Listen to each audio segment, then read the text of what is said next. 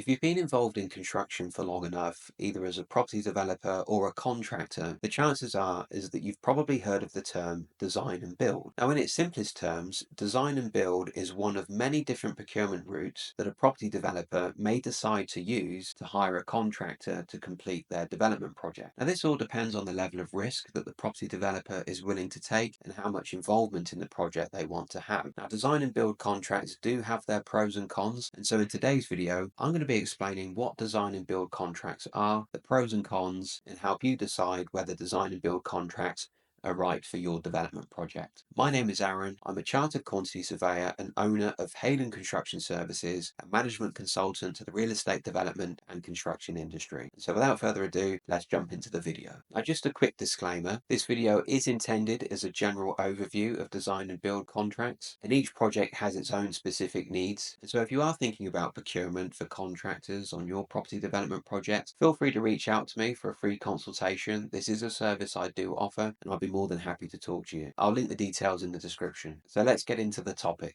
So what is a design and build contract? And so design and build contracts, as the name suggests, is a type of procurement route where the contractor will be responsible for not only the design of the project, but also the construction process. And so at the tender stage, instead of the property developer providing a design for the contractor to price, the property developer will provide the contractor with a list of employers' requirements. Now, employers' requirements, you can almost think of it like the list of non-negotiables or the key requirements that the property developer wants the contractor to design and incorporate into the project. And that could range anywhere between specifications, environmental performance, the overall concept design of the project. And it's then the contractor's responsibility to incorporate those requirements into their design and submit back to the property developer a contractor's proposal. The contractor will therefore only be responsible for their own design, and they will not be contractually responsible for any design that has been provided by the property developer. Now, design and build contracts can be used in both the public sector and the private sector. However, they do tend to be better placed on large construction projects. Now, design and build contracts are fixed price lump sum contracts, meaning that the price is fixed and final once it has been submitted by the contractor and accepted by the property developer. That is, unless there are variations or change orders that come as a result of design changes on behalf of the client. But overall, the contractor will be responsible for their own design, which really reduces the risk of any variations or change orders further into the project. And so when do you use a design and build contract? And so as with the selection of any procurement route, when property developers are looking to hire contractors for their project, it really all boils down to how experienced the property developer is and how much involvement they want in terms of the design of their own project. But essentially, making a decision as to which procurement route a property developer wants to take pretty much all boils down to three key things, and that is time,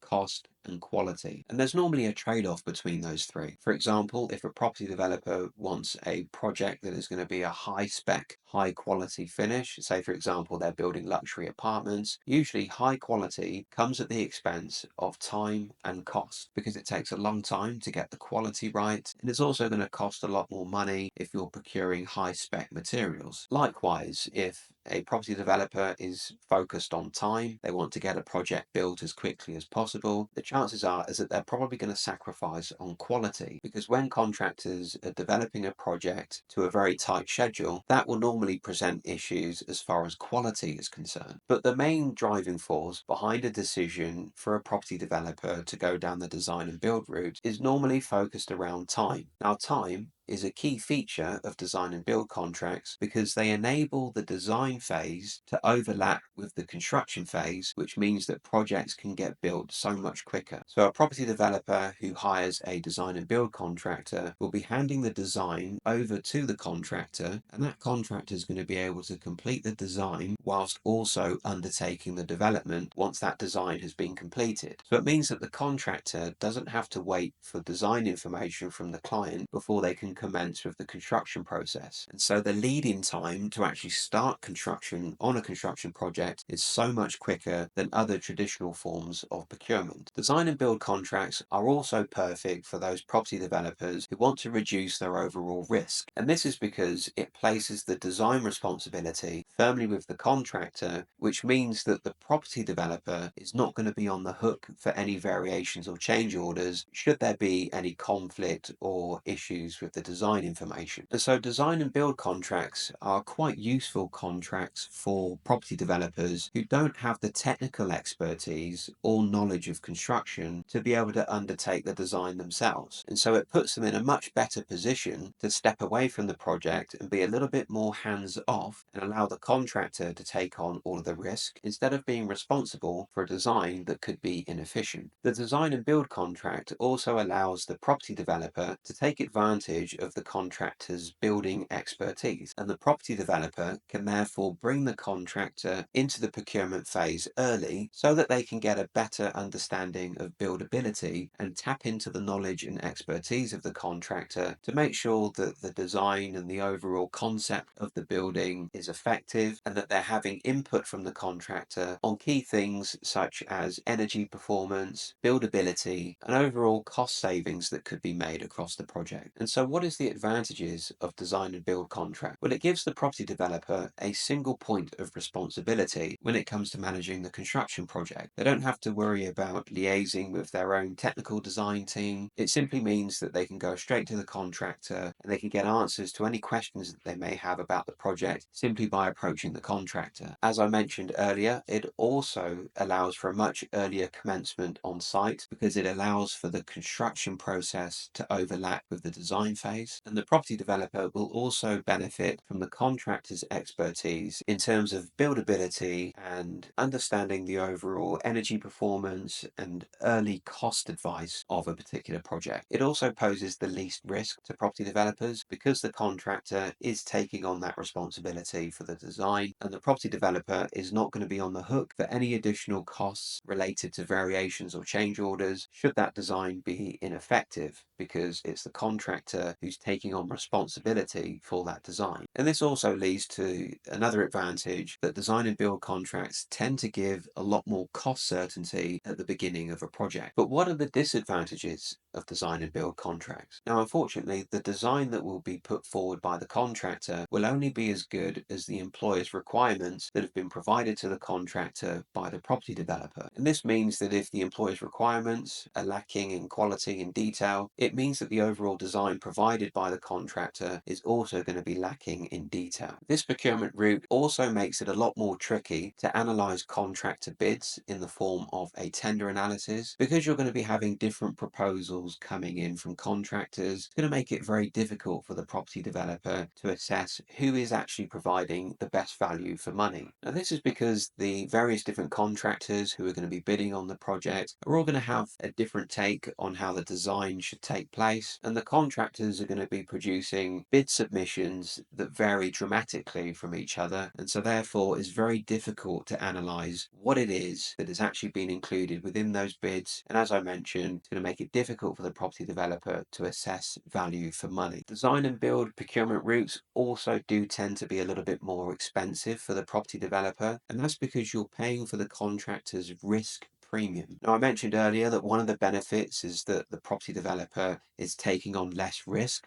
because the design is the responsibility of the contractor. But contractors aren't stupid. They know that design and build contracts are a lot more risky, and so therefore they're going to be pricing a lot more risk contingency into their price to allow for that risk. And so that's it for today's video. I really hope you got something useful from this. Make sure you drop a comment below. Let me know if you have any experience with design and build contracts. Give this video a like. Subscribe to this channel to watch more educational videos on the subjects of real estate and development. Once again, I'm Aaron, Chartered Quantity Surveyor and owner of Hayden Construction Services, and management consultant to the real estate development and construction industry. And I'll see you in the next one.